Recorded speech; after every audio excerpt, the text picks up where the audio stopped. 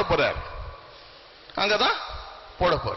அப்ப சாப்பாட்டுக்காக இங்க வந்து கொடுக்க வேண்டிய அவசியம் இல்ல.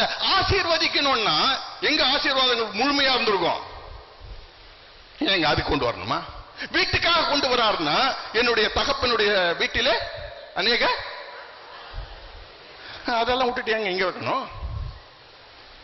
ஒன்னு தேட்டு பாருங்க, இதுக்காக எல்லாம் கொண்டு வரல. அப்ப அவருடைய திட்டம் என்ன, திட்டம் என்னன்றத பார்க்கணும். சரி, இப்ப நம்ம என்ன பண்ணுவோம்னா, ஃபர்ஸ்ட் கடவுள் எதை படைத்தார், அதுல மனுஷனையும் படைத்தார் என்றதை எடுத்துப்போம். நமக்கு கண்ணுக்கு தெரிஞ்சு சூரியன் இருக்கு, சந்திரன் இருக்கு, கோலங்கள் இருக்கு. இவற்றையெல்லாம் எதற்காக படைத்தார்? பூமிக்காக படைத்தார். சூரியனுக்கு பூமி தேவையா, பூமிக்கு சூரியன் தேவையா? அப்ப எதுக்காக எதை படைத்தார்? ஆமா, பூமிக்காக சூரியனை படைத்தார், பூமிக்காக சந்திரனை படைத்தார், பூமிக்காக நட்சத்திரங்களை படைத்தார். பூமியில் உள்ள எல்லாவற்றையும் யாருக்காக படைத்தார்? நமக்காக படைத்தார். யோசிச்சீங்களா? சரி, அப்போ மனுஷனை அப்படி தள்ளி விட்டுருங்க, மனுஷனுக்கு அப்புறம் வருவோம். அவர் படைத்த எதிலையாவது, உயிர் இருக்கிறதுலையாவது உயிர் இல்லாததிலையாவது அவர் சுதந்திரத்தை கொடுத்தாரா, சாய்ஸ கொடுத்தாரா? யோசிச்சு பாருங்க, கொடுத்தாரா? கொடுத்திருந்தா நல்லதா, கொடுக்காட்டி நல்லதா? என்னங்க? கொடுக்காததுனாலதான் நல்லது. அதுங்களுக்கு சாய்ஸ் கொடுத்திருந்ததுன்னா 24 மணி நேரத்துக்கு சுத்துற பூமி 23 மணி நேரத்துல சுத்தி இருந்ததுன்னா நமக்கு எது என்ன ஆயிருக்கும் தெரியுங்களா? அதோ கெதி. அன்னைக்கு எல்லாம் பிரேக் போட்டிருக்காது, மேல போன ஏரோப்ளேன் கீழே விழுந்திருக்கும், என்னென்னமோ நடந்திருக்கும். சூரியன் நம்ம கேஸ் ஸ்டவ் மாதிரி அதிகமான சூட்டையும் கொஞ்சமான சூட்டையும் கொடுத்தா கருகி போயிருப்போம், நாளைக்கு பேப்பர் கூட படிக்க முடியாது. அப்ப கடவுள் அதுக்கெல்லாம் என்ன கொடுக்கல, நமக்கு என்ன கொடுத்துட்டாரு? நமக்கு கொடுத்தது நல்லதா கெட்டதா சொல்லுங்க? நல்லது. நல்லது சொன்னதுனால தான் நான் போய் தின்னுட்டான். கரெக்டுங்களா? அவனுக்கு சாய்ஸ் கொடுத்ததுனால தான் ஆதாம் பழத்தை தின்றான்.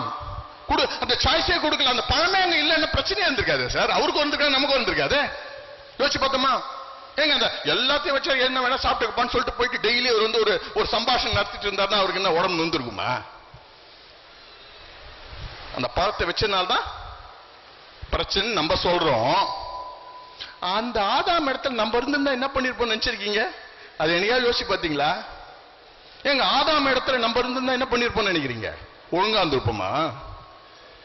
ஏங்க நானும் அந்த கொச்சின் ஜாப்ல இருந்து கர்த்தர் என்ன வெடி வச்சப்போ அது வரைக்கும் எங்க அம்மா தலைகா நிற்பாங்க. ஏண்டா லென்ட் வருது இல்ல, ஒரு 40 நாள் நான் வெஜிடேரியன் சாப்பிடாம இருக்க முடியாது உன்னால? முடியாது மம்மி, நான் வெஜிடேரியன் வேணும் நீங்க உட்கார்ந்து. இந்த உளையான செட்டில் இருந்து தூக்கி விட்ட பிறகு ஃபர்ஸ்ட் லென்ட்டுக்கு என்ன தெரியுமா பண்ண?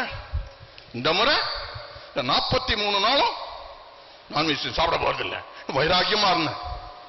38 நாள் ஆச்சு. 39 நாள் எங்க சர்ச்சில் நான் மூப்பரா இருக்கேன். என்னுடைய அந்த தினத்தந்தி ஆபீஸ் எதிர்க்க ஒரு பெரிய சர்ச் பார்த்திருக்கீங்களா? தூய ஆந்திரே ஆலயம், சென்ட் ஆண்ட்ரூஸ் சர்ச். அங்கதான் நான் வழிபடுறது, அங்கதான் மூப்பரா இருக்கேன். ஒரு கிளை இதை போட்டோம், எது கிளை சர்ச்சை கட்டணும். அங்க பிரதிஷ்டைக்கு போறேன். எல்லாம் பாதிரி ஐயா கட் பண்ணிட்டார், சாப்பாடு டைம், எல்லாரும் கியூல போறோம். வில்லேஜ் இது, திருப்பாலைவனம். போகும்போது நல்ல மட்டன் குருமா ஸ்மெல்லு. ரைஸ போடுறாங்க, சாம்பார போடுறாங்க, பொரியல போடுறாங்க. இந்த மட்டன் குருமா கிட்ட போகும்போது என்ன வருது? கை ஆடுது. வாங்கலாமா வாங்கக்கூடாதா? 38 நாள் ஆயிடுச்சு, இன்னும் 3 நாள் தான், 3 நாள் தான்.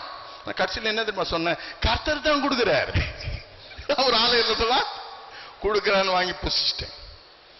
ஐயா 40 நாளுக்கு நம்மளால இருக்க முடியலையே. கடவுள் அவனுக்கு கிட்ட கட்டளை என்ன? எல்லாத்தையும் சாப்பிடலாம், சாப்பிடக்கூடாது. இதை மாத்திரம் எவ்வளவு நாளுக்குங்க யோசிச்சு பாத்தீங்களா? அவன் ஆயுசு நாள் எவ்வளவு இல்லையா? அவனுக்கு ஆயுசு சாப்பிடாக்கட்டி உயிரோடையே இருப்பான் அவன். கரெக்டுங்களா? அவனுக்கு ஆயுசே முடியாது.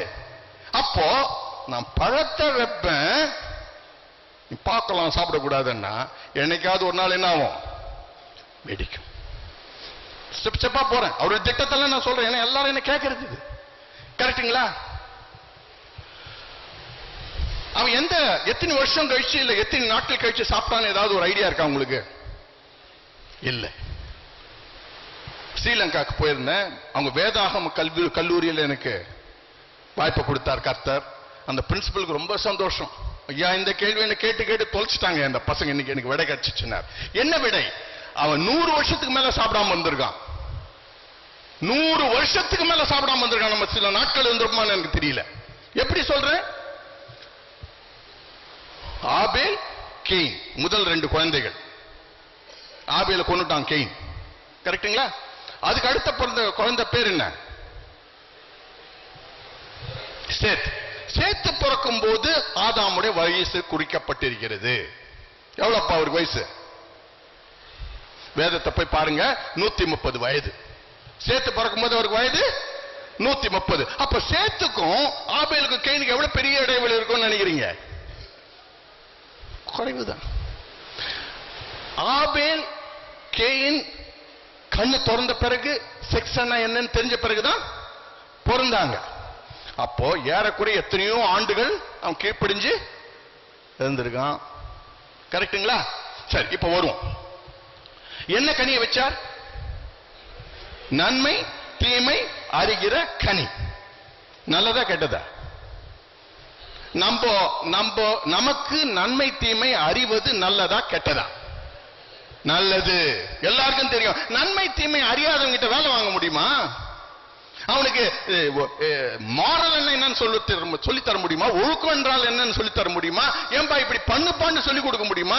ரோட போட்டுட்டு வாடானா கோடை போட்டுட்டு வாடானா ரோடு போட்டுட்டு வரத்துக்கு சொல்லி தர முடியுமா? முடியாது. அப்ப நன்மை தீமை தெரிவது நல்லது. ஆனா எது மூலமா போனோம்? சாய்ஸ் மூலமா போனோம். சோ கடவுள் இப்ப நிறுத்துவோம். எதை படைத்தார்? எவ்வளவு படைத்தார், அதுக்கெல்லாம் சாய்ஸ் கொடுக்கல. மனுஷனை படைத்தார், சாய்ஸ் கொடுத்தார். நன்மை தீமை அறிகிற பக்குவத்தையும் வைத்தார். எதுக்காக நன்மை தீமை நல்லதுன்னு நான் சொல்றேன்? இதெல்லாம் கடவுள் சொல்லி கொடுத்ததுனால தான் சொல்றேன். என்னுடைய சுயத்திலிருந்து நான் சொல்ல முடியாது. ஒரு முறை திருச்சிக்கு போயிருந்தேன் என்னுடைய பெரிய பையனுடைய அட்மிஷனுக்காக. அங்க போய் இறங்கின உடனே காலங்காத்தால் 5 மணிக்கு ட்ரெயின் போயிடுச்சு ராக்ஃபோர்ட். அங்க போற வழியில் ஒரு காஃபி குடிச்சிட்டு போனேன் ஒரு ஹோட்டல்ல. அந்த காலத்துல 2007 நடந்தது. 5 ரூபாய் ஃபில்டர் காஃபி குடிச்சிட்டு போயிட்டேன். மதியம் ஒரு 5 மணி அளவுல மறுபடியும் அதே ஹோட்டல்ல போயிட்டு மறுபடியும் காஃபி குடிக்கலான்னு போனேன். போற வழியில இன்னொரு இடத்துல ஒருத்தர் காஃபி வித்துட்டு இருந்தார் ரோட்ல. அவர் 6 ரூபாய்க்கு விற்கிறார். சரி, வெயிலா இருக்கேன்ட்டு அங்கேயே சாப்பிட்டுட்டேன். சாப்பிட்டு இருக்கும்போது ஒரு நல்ல அருமையான காஃபி, அருமையான மனம், திடம். கொஞ்ச நேரத்தில் ஒரு கியூ வேற, அதுக்கு ஒரு சலசலப்பு. அந்த காஃபி விற்கிறவர் அந்த பையனை திட்டுறார். ஒரு பையன் நல்லா ஒரு 24-25 வயசு வாலிப பையன், நல்லா அழகா இருக்கான். சூட்டு போயிது, நல்லா ட்ரெஸ் பண்ணிட்டு கையில பிளாஸ்க் வச்சுட்டு இருக்கான். பணமும் தெரியுது. அவனை விரட்டுறார். டேய் போடா, காஃபி கிடையாது உனக்கு. சார் நீங்க வாங்க சார். பின்னாடி இருந்தவன் கூப்பிட்ட உடனே அவர் வந்து காஃபி வாங்கும்போது கேட்டார், ஏன் சார் பையனுக்கு காஃபி கொடுக்கல? ஆச்சரியமா இல்ல? பைசா இருந்து கொடுக்கலன்னா. அதுக்கு நானும் ரொம்ப காதை கூர்மை பண்ணின்னு கேட்டேன், எதுக்காக இவர் கொடுக்கல அண்ணும்போது அந்த ஆள் சொன்னார், ஐயா 3 நாளுக்கு முன்ன வந்தான் ஐயா, சக்கரை சொன்னான், சக்கரை போட்டு கொடுத்தேன். பின்னாடி அவங்க ஓனர் வந்து நான் சக்கரை இல்ல தானே சொன்னேன், நீ ஏன் போட்டேன்ட்டு பைசா வாங்கி போயிட்டார். நேத்து வந்தான் சார், இதே மாதிரி 3 காஃபி கேட்டான். நானும் 3 காஃபி கொடுத்தேன். பின்னாடி ஓனர் வந்து சில்லறை கம்மியா கொடுத்துருக்கேன். நான் சொன்னேன் சரியா தானே கொடுத்தேன். எத்தனை காஃபி கொடுத்தீங்க? 3. இல்லையா, நான் 2 தானே கேட்டேன். பைசா வாங்கி போயிட்டார். இவனால எனக்கு என் முதலாளி கிட்ட நஷ்டம் சொல்லிட்டு அந்த பையனை பார்த்து மறுபடியும் திட்ட, டாய் போடா, போய் முதலாளியாவது அனுப்பு, இல்ல வேற யாராவது அனுப்பு, நீ வராத. அவன் கஷ்டப்பட்டதுல ஏதாவது தப்பு இருக்குங்களா? ஆனா ஏன் இது நடக்குது? வெகுளி. நன்மை தீமை தெரியல, வேலை வாங்க முடியல. என் வீட்டுல திடீர்னு ஒரு 4-5 நாளா பேப்பர் ஓடல, ஹிந்து பேப்பர். என் வீடு வந்து 6 ரோமன் லெட்டர் 6 அப்படின்னா என்ன போடுவோம்? வி போட்டு பக்கத்துல ஒரு கோடு போடுவோம். வரவேல்ல பேப்பர். நானும் போன் பண்ணேன், இல்லையே சார் பையன் போட்டேன்றானா சார், வரலையே சார். ஒரு 4 நாள் போனோம்னா 5வது நாள் 4வது பிளாக்ல இருந்து அவங்க போன் பண்றாங்க, சார் உங்களுக்கு ஏதாவது ஹிந்து நியூஸ் பேப்பர் வரணுமா? நாங்க ஆமாமா, எங்க வீட்டுல போட்டு போயிடறான் சார் அவன். ஏன்? அந்த கோடு முன்னாடி இருக்குது. ரோமன் லெட்டர்ல முன்னாடி போட்டீங்கன்னா 4, பின்னாடி போட்டா 6. அந்த பையன் படிக்கல, அதனால என்ன பண்றான்? 2 வாரங்கள் கழித்து சென்ட் ஆண்ட்ரூஸ்ல உட்கார்ந்துட்டு இருக்கேன். வேதம் படிக்கிறாங்க, கவனிக்கவே இல்லை. மண்டைகள் எங்கெல்லாம் போகுது. இன்னைக்கு மத்தியானம் ஒய்ஃப் என்ன பண்ணிருப்பாங்க? மட்டன் குழம்பா, சிக்கன் குழம்பா, என்னமோ யோசிச்சுட்டு இருக்கேன். ஆவியானவர் சொன்னார், வர்றதை யோசி, வர்றது கவனி, வர்றது கவனி. அப்ப 3:21 படிச்சுட்டு இருந்தாங்க ஆதி ஆகமத்துல. 3:21, 22 படிங்க பார்க்கலாம். தேவனாய கர்த்தர் ஆதாமுக்கும் அவன் மனைவிக்கும் தோல் உடைகளை உண்டாக்கி அவர்களுக்கு உடுத்தினார். அடுத்த வசனம் இங்கதான் நிறுத்தி வர்றதை கவனினார். வர்றது எல்லாரும் கவனிங்க. இப்போ 3:22 நான் சொல்லல, அவர் கணிக்க சொன்னார். பின்பு தேவனாய கர்த்தர் இதோ மனுஷன் நன்மை தீமை அறியத்தக்கவனாய் நம்மில் ஒருவனை போலானான். இப்பொழுது போதும். என்ன ஆயிட்டானா? இதோ என்ன? எப்போ? இப்பதான். எப்போ? பழத்தை சாப்பிட்ட பிறகு. இதோ நான் சொல்லலைங்க, வேதம் சொல்லுகிறது. அதனால்தான் சொன்னேன் எல்லாம் அவர்கிட்ட. இதோ மனுஷன் நன்மை தீமை அறியத்தக்கவனாய் நம்ம மாதிரி ஆயிட்டான்பா. அப்ப முன்ன எப்படி ஆயிருந்தா? ரூபத்திலே சாயலே ஆயிருந்தா, குழந்தை மாதிரி இருந்திருப்பான் ஆதாம். அப்பா வண்டிங்களாப்பா ஒரு வேலையும் பண்ணிருக்க முடியாது. பேர் வைக்கிறங்க தாத்தா இருப்பான். அதுக்கு கேமல் ஆஸ்டின் ஏதாவது வச்சிருப்பாங்க. குழந்தைங்களுக்கு கூட ஒரு வேலையை கொடுங்க, அழகா பண்ணும். என் பேத்தி இருக்கா 2.5 வயசு. யார் போனை யார்கிட்ட எடுத்து கொடுக்கணும் தெரியும். பெல் அடிச்ச உடனே குடுக்குன்னு போட்டு அந்த செல் எடுத்து பையன்கிட்ட கொடுப்பா, அம்மா செல்ல அந்த அம்மா கிட்ட கொடுப்பா. ஓரளவுக்கு பண்ண முடியும், ஆனா பெரிய அளவுக்கு செய்ய முடியாது. இதை கவனியன்னா நானும் கவனிச்சுட்டு நான் என்ன கேட்கிறேன், இதை கவனிச்சு என்னங்க எனக்கு ஒன்னும் புரியல. இதை கவனியன்னா நான் என்ன பண்றது? கவனிச்சுட்டேன், ஒன்னும் புரியல. அப்பதான் கர்த்தர் சொன்னா, 2 வாரத்துக்கு முன்ன திருச்சியில நடந்தது யோசி. அப்படியே கண்ணுக்கு கொண்டு வந்தார். அந்த பையனை கொண்டு வந்தார். அந்த பையனுக்கும் மீதி பேருக்கு ரூபத்திலையும் சாயலையும் வித்தியாசம் இருந்ததா? ஆனா எங்க வித்தியாசம்? நன்மை தீமை அறிகிற பக்குவத்துல வித்தியாசம். அதனால அவன் என்ன சொன்னான்பா? போய் ஓனரையாவது அனுப்பு, வேற யாரையாவது அனுப்பு. உங்களெல்லாம் நல்லா கவனிங்க. நம்மளெல்லாம் அவருக்கு ஒரு பெரிய பொறுப்புகளை வகிக்கிறதுக்காக இங்க அனுப்பியிருக்காரு, கத்துக் கொடுக்கறதுக்காக அனுப்பியிருக்காரு. ஏங்க குழந்தை 3 வயசு ஆனவொன்னு நம்ம எங்க அனுப்புறோம்? அதை அனுப்பலன்னா என்ன ஆகும்? வீட்டில் வச்சீங்களா? ஐயோ முத்தம் கொடுத்து வீட்டில் வச்சீங்களா? என்ன ஆகும் அந்த குழந்தை? எதுக்காக ஸ்கூலுக்கு அனுப்புறோம்? பொறுப்புகளை வகிக்க. அந்த மாதிரி கர்த்தர் நம்மளை இந்த பூமி என்னும் ஸ்கூலுக்கு அனுப்பியிருக்கார். இங்க என்ன பண்ணணும்? அப்போ படிக்கணும். என்ன படிக்கணும்? அவரை மாதிரி இருக்க படிக்கணும். டாக்டரா இருக்கலாம், இன்ஜினியரா இருக்கலாம், பாஸ்டரா இருக்கலாம், டீச்சரா இருக்கலாம்.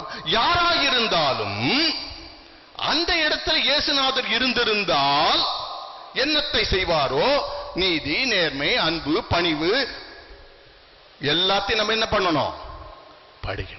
படிக்கிறோமா? யார் கேட்டுக்கணும்? அவங்கவுங்கள கேட்டுக்கணும். ஓகேவா? இதுக்காக தான் கர்த்தர் நம்மள அனுப்புற.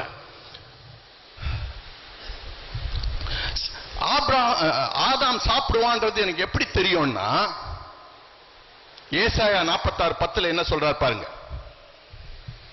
அந்தத்தில் உள்ளவைகளை ஆதி முதற்கொண்டும் இன்னும் நடக்காததை பூர்வகால முதலும் அறிவிக்கிறேன்.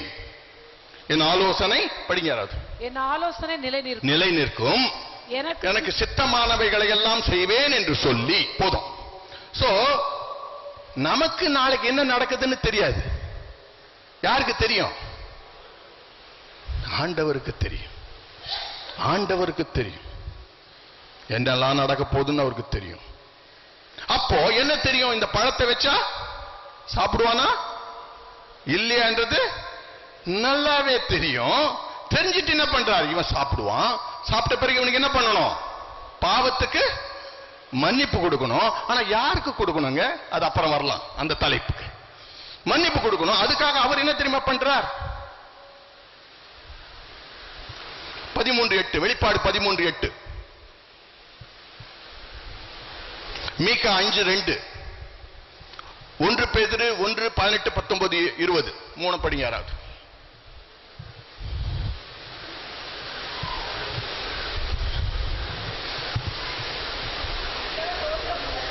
உலக தோற்றம் முதல் அடிக்கப்பட்ட ஆட்டுக்குட்டியினுடைய ஜீவ புஸ்தகத்தில் பெயர் எழுதப்படாதவர்கள் அதை வணங்குவார்கள். இது நல்ல ஆசை போடுங்க. உலக தோற்றத்துக்கு முன்பாகவே அடிக்கப்பட்ட ஆட்டுக்குட்டி. ஏதோ தோட்டத்துக்கு முன்னையே பின்னியா? அப்ப என்ன தெரியும் அப்பாக்கு? நடக்கும், நான் என் காயினை நவுத்தணும். 1 பேதுரு 1:18-19-20 வெள்ளியினாலும் பொன்னினாலும் மீட்கப்படாமல் விலையேறப்பட்ட ரத்தத்தினாலும் மீட்கப்பட்டு அறிந்திருக்கிறீர்களே, அவர் உலக தோற்றத்துக்கு முன்னே குறிக்கப்பட்டவராய் இருந்து இந்த கடைசி காலத்திலே நமக்காக வெளிப்படுத்தப்பட்டார். எப்ப குறிக்கப்பட்டார்? முன்னாடி. மீகா 5:2 சொல்றார், எப்ராத்தா எனப்பட்ட பெத்லஹேமே, நீ யூதாவுக்குள்ளே சிறியதா இருந்தும் இஸ்ரவேலை ஆளப்போய் உன்னிடத்திலிருந்து புறப்பட்டு என்னிடத்தில் வருவார். அத்தோட நம்ம நிறுத்திடுறோம். அடுத்த வசனம் என்ன? அவருடைய புறப்படுதல் அநாதி காலத்து பூர்வத்தினுடையது.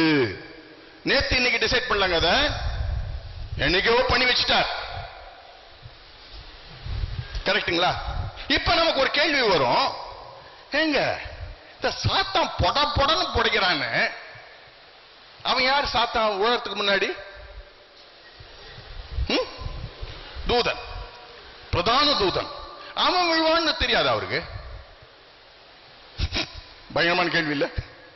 அவன் விழுவான்னு தெரியாதா? நம்ம குழந்தைய வீட்டுல விட்டுட்டு அப்படி வெளியே போறோம்னு வச்சுங்க, சுத்தி ரவுடி பசங்களா இருந்தா என்ன சொல்லுவோம் நம்ம? டேய் ஜாகிரத, அப்பா வந்தாதான் கதவு திறக்கணும், மீதி பேர்லாம் யாரும் வந்தா ஏதோ வந்து பேசும், கேட்க கூடாது சொன்னாரா? யோசிச்சு பாருங்க. சரி, பிரதான தூதன் கீழே விழுவான்னு அவருக்கு தெரியுமா தெரியாதா? அப்ப ஏங்க பண்ண? யோசிக்கணுமா வேண்டாமா?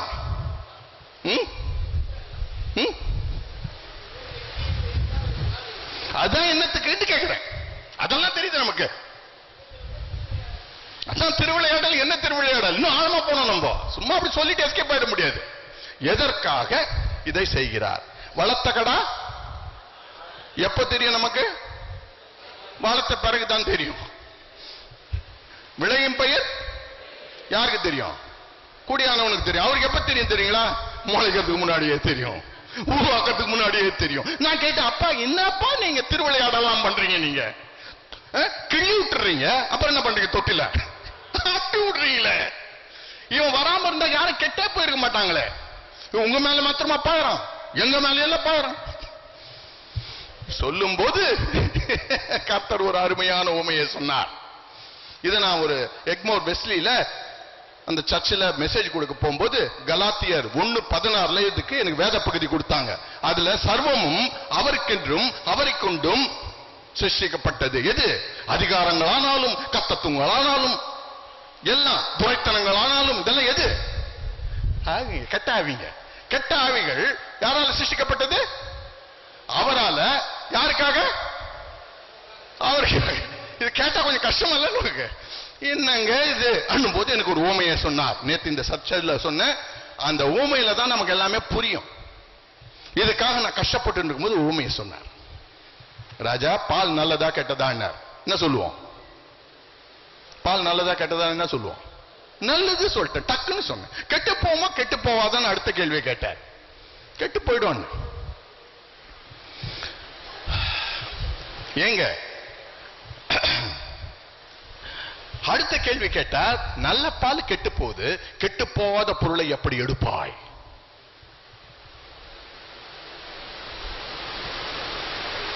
யாராவது சொல்றீங்க? சொல்ல முடியுதுங்களா? நேத்து வந்தவங்க சொல்லாதீங்க, ஏன்னா நான் சொல்லிட்டேன்.